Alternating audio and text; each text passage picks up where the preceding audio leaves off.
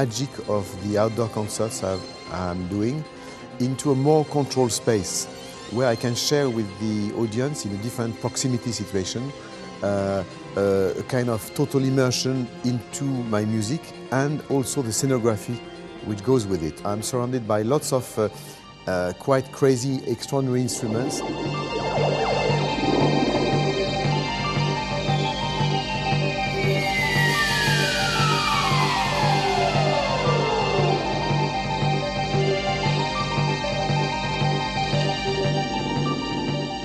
For the beginning of electronic instruments, you have all these fantastic analog instruments with special warmth, unique quality of sound.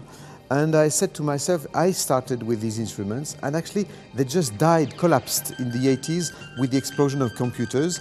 And the irony is today, all virtual instruments on computers are trying to imitate or emulate these instruments, even to reproduce the look of them on the screen. And then you move the knob with the mouse.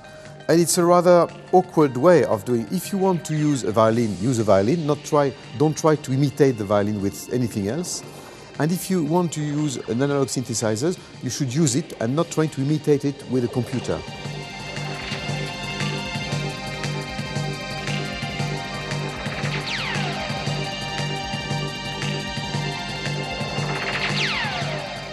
I feel like a beginner, you know. Lots of people of my generation are doing a kind of farewell tour, and I'm doing my first world tour. So I'm not ready at all to put these instruments in a museum. And on top of it, I think these instruments deserve more than being on a museum. They deserve to grown up, to have a life as adults, because I think they stopped being used just when they were teenagers. And you know, electric guitars are still manufactured these days. Violins, trumpets, drums are still manufactured. Analog instruments are not manufactured anymore.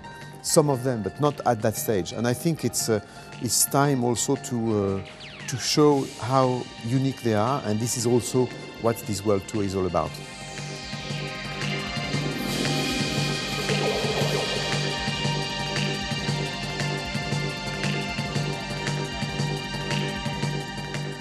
This concert is based on my most known and popular or less popular songs of my repertoire and what I've done.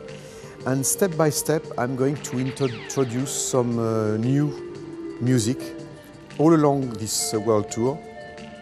And at the end of the tour, I'm going to release not a live album, yes, but a studio album based on new experimentations I will make on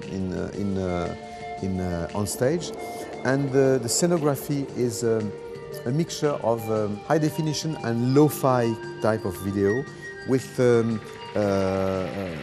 very special lights that we developed specially for this project, and also a new approach of lasers, not like only in discotheques, but really to create a kind of 3D atmosphere without glasses. It's like Avatar, but not without glasses.